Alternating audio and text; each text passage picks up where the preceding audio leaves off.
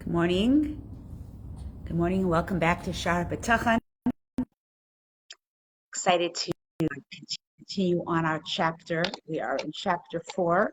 I feel like we've been on chapter 4 for about 4 months, but it is a long chapter. But we are getting towards the end of this amazing book that I love, Shaar Habitachon. I feel like the author owes me a lot of credit because I must have had hundreds and hundreds of people asking about this book because it really made a big difference in my life. Good morning, Ingrid. Good morning, Becky. Good morning, Miriam. So first of all, just good to see everyone. Good morning, Chava. Give me a thumbs up so I know that you're hearing me, that you're doing well, and you're excited to get right back into Shaar Habitachon. Last week we had a little bit of a choppy schedule. Hi, Francesca. How's it going in Italy? Becky, how's it going in Israel? Corinne in Toronto, Ingrid in Manhattan. We have a very colorful, incredible group of women joining us from all over the world. Good morning, Barb and Marlene and Stella. Okay, good to see everyone. Hi, good morning, Elise. Excited about today's topic because it's going to introduce us to 3 very interesting people, 2 of which you heard. You've definitely heard of Jonathan Sacks. Yeah, you know, Ingrid, it's freezing here too. It's funny you're saying that. It's like -8 here. Hi, Sherelle. Good morning. So you've heard of Dr. Lord Jonathan Sacks, of course. If you've heard of him, you can give me a comment or a thumbs up. I don't have to really explain who this giant of a man was. And then another giant, another Jewish giant, if you know of him, give me a thumbs up as well, is Victor Frankel, right? How many of you have heard of the Dr. Victor Frankel? Psychiatrist, inventor of logotherapy, survivor of the Holocaust, right? These are really great heroes that we all have heard of. But how many of you have heard of Nechumele? Hey, Sonia, nice to meet you on Facebook. Ingrid told me that you joined the class. Welcome, and you're here from Paris, right? Sonia, let us know where you're watching from. I think Ingrid told me you're in Paris. So has anybody here heard of Nechumele? Because she's the 3rd person I want to talk about today. Victor, Jonathan, and Nechumele. So my friends, I know you know Victor Frankel. I know you know Jonathan Sacks. But who is Nechumele? Now, Nechumele is one of my heroes. She is a young woman who has cerebral palsy, lives in London, England, married a young man who, like her, has some physical disabilities, but the 2 of them are giants in spiritual energy, emotional energy, intellectual energy, and the 2 of them have succeeded in life beyond all their physical limitations. Unfortunately, Nechumele's husband passed away about 1.5 years ago. Now, how did I meet Nechumele? I went to speak in England a few years ago, and I found out that she was related to my cousin, and we became email friends. And no matter how challenging Nechumele's life could be, whether it's watching all her siblings get married before her, her nieces and nephews get married before her, and she writes about this. But she also writes about how Habitachon, how belief in God has allowed her to surpass any challenges. And I'm talking to all of us, myself and you. We think we have, challenges in our life, bumps, humps, hurdles, problems, worries. And then we meet someone like Nechumele, who has every reason to sulk and be bitter about her life's situations. And she doesn't. She has taken the bull by the horn. She has taken her situation and became a leader of faith, a leader of hope, love, life, and bitachon. And yesterday, I get this poem that enters my feed box almost every day. It goes like this: from pillar to post. Life can hurl me against a brick wall, much like batting a ping pong ball. Today's appointment was the best example yet seen, when a new infection doctor was added to my team. She gave a caring impression as she heard my woes, but she didn't want to step on the original doctor's toes. To explain, my first specialist sent me to a neurologist to advise, as it seems caused by my cerebral palsy that my infections arise. But then the neurologist sent me to an infection doctor too. This is no comedy. I feel I'm cooked like a cholent stew. Listen to her sense of humor. Despite this clumsy carousel, I stayed on an even keel. The ridiculousness of it, I tried desperately to conceal.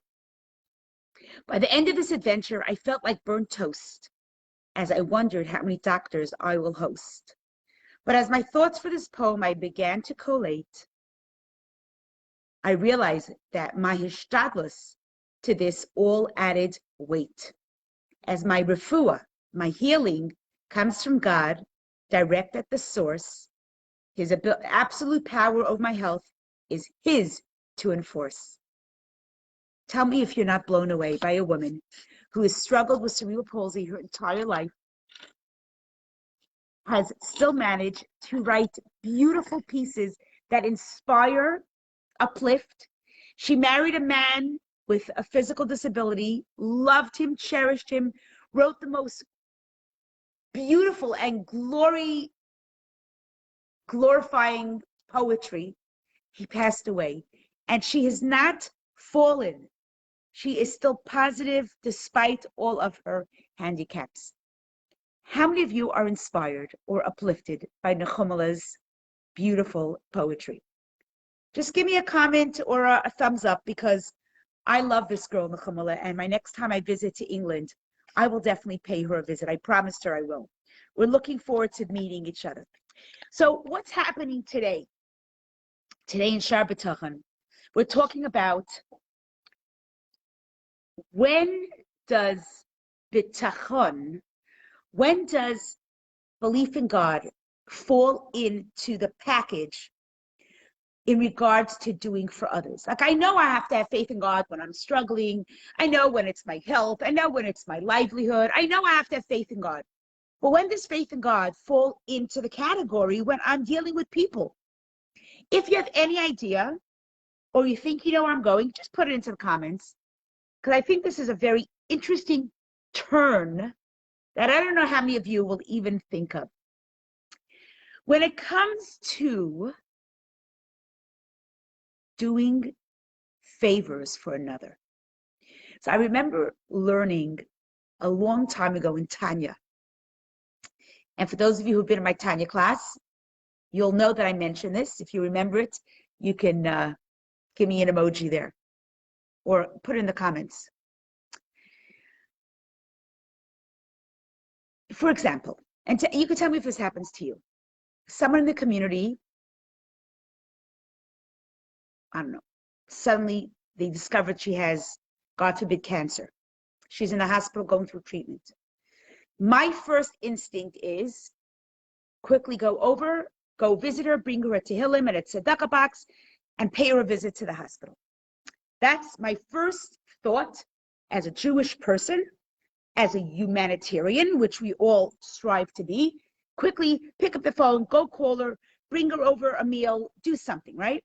And then the Yetzer Hara jumps in the bandwagon. And the Yetzer Hara says, Goldie, why are you trying to be so righteous? What do you think, you're holy Rebbitzin running to do so good? Stop jumping at these things. Just don't mix in. You're obviously trying to get honor and praise and accolades. That is against the Torah. So then I have these two disputing thoughts in my mind. I have the nefesh bahamis, which you know what it is, the animal soul. I have the nefesh elokis. Put in the comments if you know what that is. And these two souls are constantly embattled in dispute. Which one will I listen to?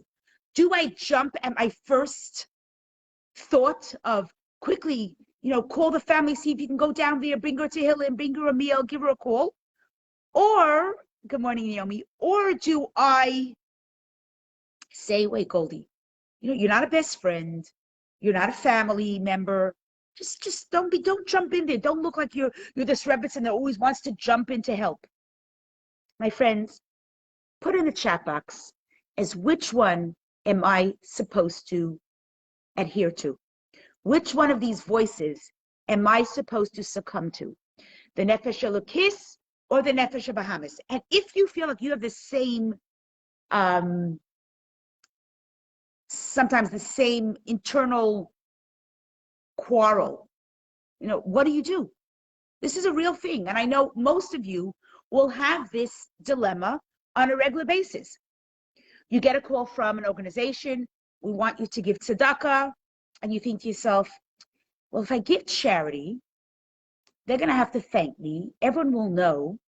I want to stay humble. I don't want to boast. So I'm just not going to give. Is that a Jewish way? I don't know. Humble, humility is a very important thing. So let's look into Rabbeinu Chaya, page 175. And he says here like this: if by divine providence you are in a position to help another person, physically, spiritually, intellectually, you must conclude that God made you aware of the situation to get involved and help this fellow. End of story. That's the answer. If you are in a situation where you heard about someone who's struggling, whether financially, emotionally, physically, spiritually, and you heard about this situation, there is no coincidence that you have to do something. Are you going to get a thank you? Maybe. Should that deter you from doing the mitzvah? Absolutely not. So Rabbeinu Chaya actually talks a lot about that. And he says, there are some people that get carried away with this, a pleasure of, well, I gave $10,000 to the shul, they're going to do something for me. They're going to put a beautiful window. No, I'm not going to give money for the window. And this is where false humility and the Yetzer Hara falls into the scenario. The Torah says it's okay to have a plaque made for your name. It's okay to be acknowledged as long as it's not the reason you're doing the mitzvah. And as long as you don't let it get to become the reason for my existence. But the Torah, and in fact, some of the commentaries here, Rabbeinu Chaya say, get the plaque and let other people see the plaque and let other people know that you are giving tzedakah, because you will be an impetus for others to give charity. Do you agree with this philosophy? Yes or no?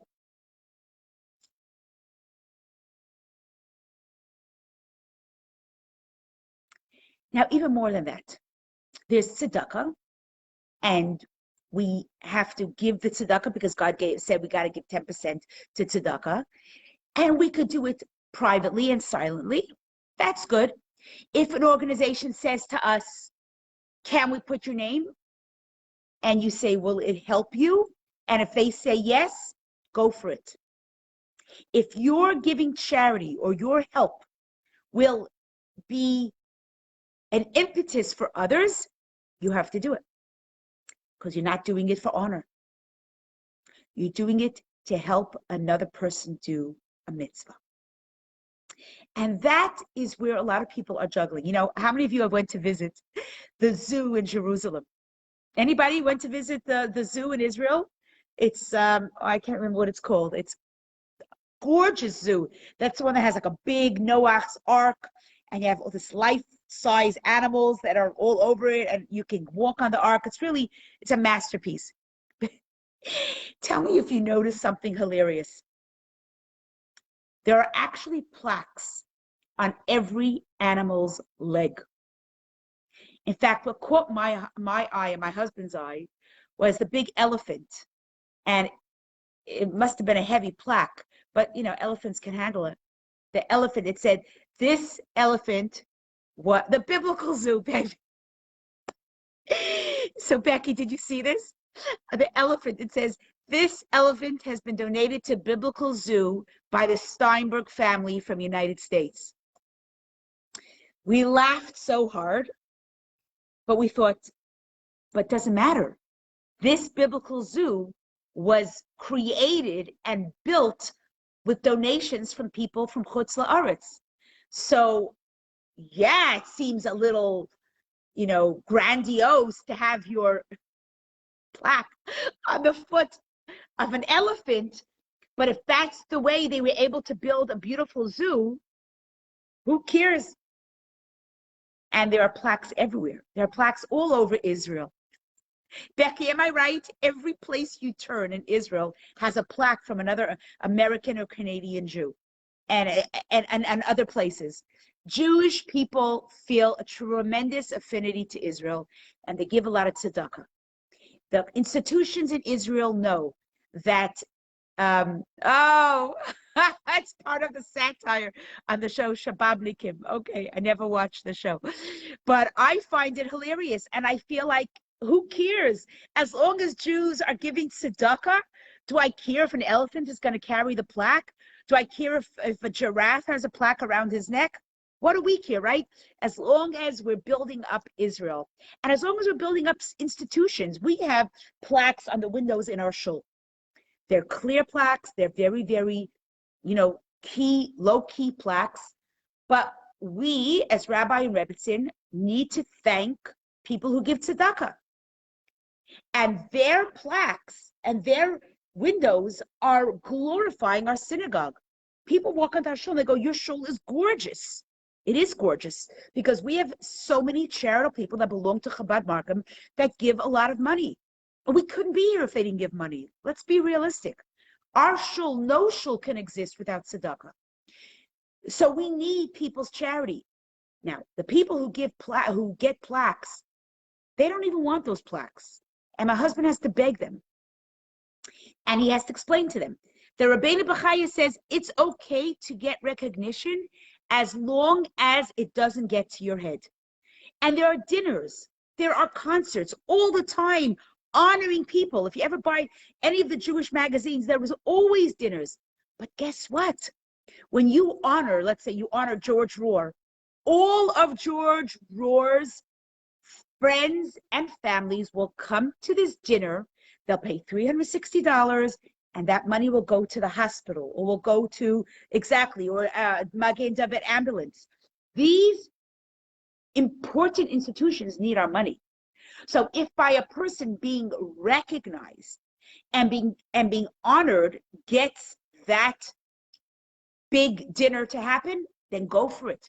Because you have to put your humility aside and do the tzedakah that might give you recognition, and it might give you applause, and it might give you plaques. But if your mitzvah is going to be an impetus for others, then you have to do it. And it's not just money.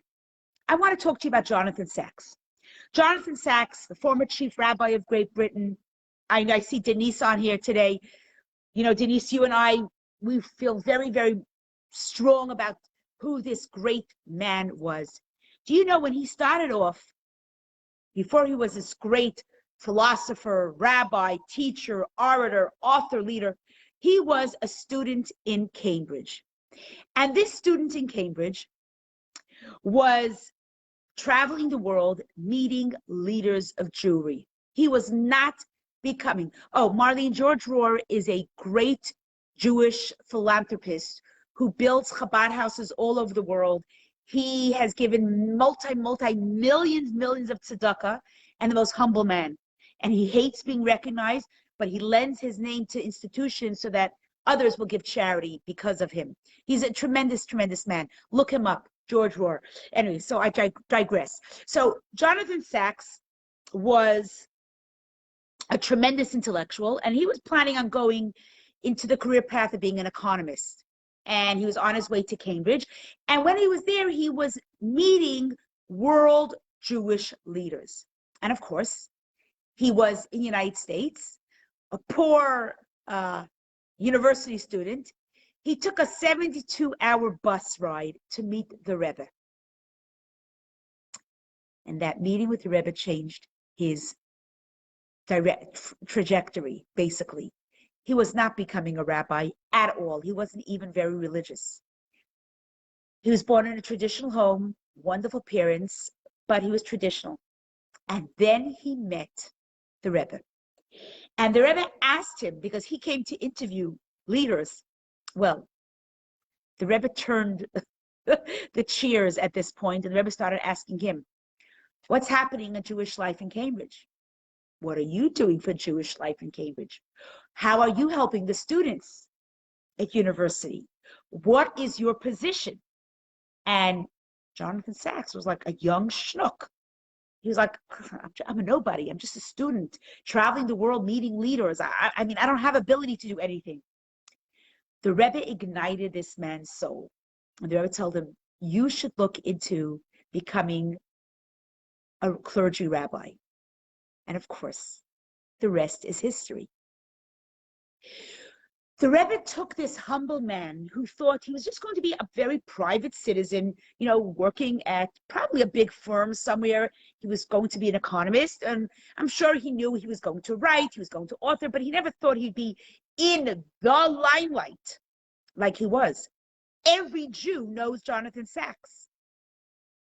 Any thinking Jew knows Jonathan Sacks. But the Rebbe said, you can't keep your intellect, your passion for Judaism to yourself. That is false humility. And that's a very, very, very important understanding that we all have to realize and take away from today's class. There's humility that we actually acknowledge that everything I know comes from Hashem. All my money comes from Hashem. All my influence comes from Hashem, and I will use it whatever I can to do mitzvahs. Every one of us, any one of us that's watching, Gail, Marlene, Darlene, whoever's on now, we all have gifts Hashem gave us. And we have to take those gifts and use it to help others, because that is why we were created. Not just to make an income and not just to enjoy life. We have to take our gifts, and I'm looking here at the class. We're all women from all walks of life, and we all have many different gifts. And if I say to myself, I don't want to be a show-off. I don't want to show myself off and pretend I'm this grand, skater or great humanitarian and a wonderful philosopher or a brilliant philanthropist. I don't want to do that. I don't want others to. You're not doing it for any accolades. Rabbi Yeruchai is being very, very careful here. And he's saying, don't do these things because you want praise. If praise comes to you as a result, just recognize and dismiss it and say, you know what? I'm getting this praise. It's okay. It's just to help others. The only one that needs the praise is Hashem. If I sing beautifully, my voice comes from God. If I dance beautifully, I'm graceful because Hashem gave me that gift. If I am a multimillionaire, Hashem gave me the blessing for wealth.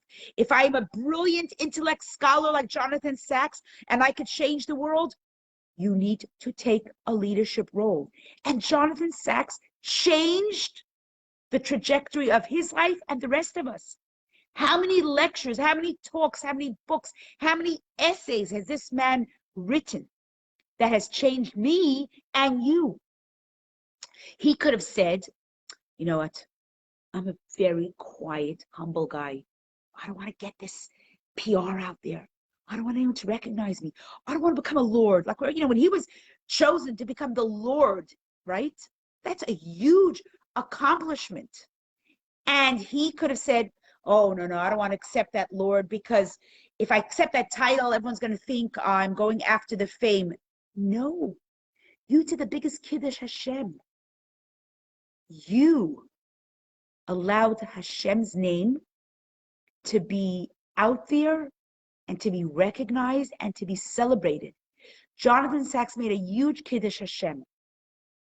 But now there's another fellow. Oh, Marlene says she's writing poetry and she's over 70 years old. Marlene, that's beautiful. Marlene, you have my email. Send me some of your poetry. Maybe we'll share it here online. So we spoke about Nechumele. We spoke about Jonathan Sacks. There's another person that was actually very depressed.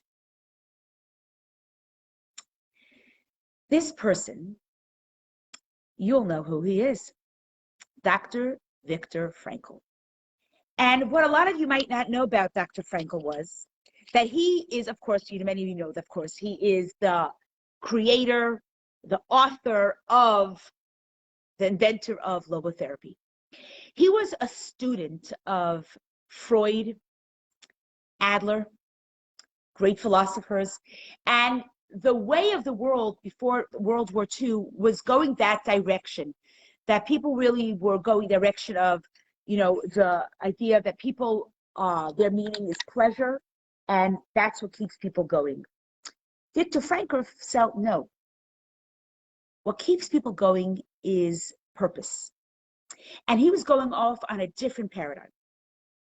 And his paradigm shift took him to the meaning of purpose, that you have meaning, purpose, you can survive anything. And he did. He survived the Holocaust because he had meaning and purpose in his life. And it wasn't pleasure. Because all those who felt that pleasure was the be all and end all, unfortunately, couldn't survive the camps. But Victor Frankel had this philosophy of logotherapy in his mind, and that kept him going. But when he came out of Auschwitz after the war, and he saw that the world was not picking up on his theory, on his philosophy, he became very depressed. And he was about to give it up. Now just imagine, what did Victor Frankel give to the world? Millions of copies of his book were printed in over 20 languages, right? Man's Search for Meaning. I mean, everyone here has read the book. I read it many times and I can read it again. And he was depressed because nobody was understanding his approach and nobody was agreeing with his way of learning. And he was ready to give it up. And then listen to the twist of events. In 1981, there was a fellow by the name of Rabbi Yaakov Biderman. He was a shliach in Vienna. How many of you have ever been to Vienna? Let me tell you, if you ever go to Vienna, I've been there 3 times. If you've ever been to Vienna, you must go visit the Chabad house. It's a Chabad school. It is stunning, stunning. Now this man, this Rabbi Biderman, who was the shliach there from 1981, he built, together with a lot of help, he built this Chabad house. And he knew of Dr. Victor Frankel, but no matter how many times he reached out to him, like, he was never able to make a connection. And one day he was surprised when they had sent out an appeal for their annual appeal, like every Chabad house does. And oh, that's right, Denise, you had cousin. That's right. And my cousin Denise works with Rabbi Biderman. Her and her husband are shluchim there in Vienna. Sterni. So Sterni Grusman and her husband. So he gets an envelope. This Rabbi Biderman, he opens the envelope, and it was right before the holidays, and he gives a look, and there is a check from Victor Frankel. Now, he had been trying for years to get connection, right? Big Dr. Frankel, another Jew, every shliach, every rabbi wants connections. So there was nothing until something happened. There was a woman by the name of, and I don't want to ruin the name, the pronunciation of her name. It's Margarita Shages. She is from Vienna. And she is actually, her maiden name was Hagar. She's from a very illustrious Hagar dynasty from the Bubba family. She was a Holocaust survivor. And she eventually moved to Detroit. She settled in Detroit. And she was once honored at a Chabad institution. And before that, she had an audience with the Rebbe. And when she met the Rebbe, she broke down like she was talking to her father. She told the Rebbe how hard it is to be a survivor, how hard it is to live with the nightmares of the Holocaust. And the Rebbe gave her a lot of encouragement, and the Rebbe became like a father to her. She says the Rebbe became like my second father. And she mentioned at that audience to the Rebbe that she had a yearning to go back to visit her native land, which was Austria. And the Rebbe requested of her that when she goes back to Vienna, he wants her to do a certain mission. So when the time came that she was actually going to Vienna, she came in to visit the Rebbe, and the Rebbe said he wants her to visit two people in Vienna. One of them was Dr. Victor Frankel. And the Rebbe said to her, I want you to meet Dr. Frankel, and I want you to pass on the following message, and I'm going to read the message. The Rebbe says, I want you to be strong and to continue to work with complete resolve. No matter what, you should not give up. If you remain strong and committed, you will certainly prevail. So one day, Victor Frankel gets a meeting with Margarita. And she actually came to his house. She knocks on the door and she sees a big cross because Victor Frankel's second wife was not Jewish. She was a little taken aback, Margarita, but nevertheless, she had a mission from the Rebbe and she had to go visit Victor Frankel. So she waits a few minutes and Dr. Victor Frankel comes to the door. He seems a little bit unimpressed that someone knocked on the door like that. But then she says to him, I have regards from you from a Rabbi Schneerson in Brooklyn, New York. And Victor Frankel says, come on in. She comes inside and his whole demeanor changed. And with tears in his eyes, after he listens to the message from the Rebbe, he says to her that he cannot believe the message just arrived. He was planning on abandoning his fight for his theory and his philosophy because he realized that everybody in the medical field, in the field of philosophy, was not in sync with his way of thinking. They thought logotherapy was ridiculous. Man's search for meaning, of purpose, was totally not in line with anyone's way of thinking. And he was planning to depart Vienna. He was planning to move. And when he got this message of reassurance from a Rabbi Schneerson from Brooklyn, he realized that he had to buckle down and continue his research, which he did. And of course, we all know that he eventually wrote Man's Search for Meaning, and he became not the lone dissenter, but the very, very popular and well-received and lectures that were sold out all over the world because the Rebbe told him, you might seem depressed and you might be alone, but you have something that you must share with the world, and it's your job and it's your responsibility. And yet, yes, Victor Frankel became very popular, very recognized, very celebrated. He couldn't go anywhere where he wasn't recognized and received with honor. But that is not why he did it. He did it because there was a Rebbe in New York, a world leader, that told him, you have a responsibility for humanity to teach your paradigm, your understanding of therapy, which was so new and maybe was so shunned. But the Rebbe said, it's going to be celebrated. And today there isn't a therapist out there that doesn't use Victor Frankel's logotherapy. So my friends, it's a responsibility that each one of us has. And I want to share to you some of the examples of mitzvahs that fall into this category that all of you, I want you to listen carefully. And I want you to write down in the chat which one of these mitzvahs speak to you, and which one of these mitzvahs you can take to the next level, because you have responsibility. If God gave you this mitzvah, God gave you these opportunities, these gifts, these credentials, these abilities, it's your responsibility. To shun it, to ignore it, is defeating the purpose of your birth. Okay, you ready?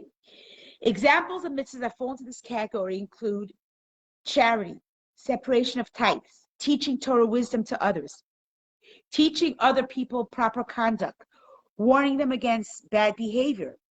Similarly, returning deposits and debts, keeping a secret, speaking good about a fellow, behaving kindly with a fellow, honoring parents, humbling the wicked so they return to the service of God, advising people on what is good for them, having compassion for poor people, and being merciful towards people when they are in distress. This also includes tolerating embarrassment by people when attempting to inspire them to divine service by informing them of the great reward that is due to people who perform God's will, and by instilling in them the awe of God that is due to people, and punishment that is due to people who transgress God's will. Here we know that we have to have Habitachon regarding these aforementioned matters.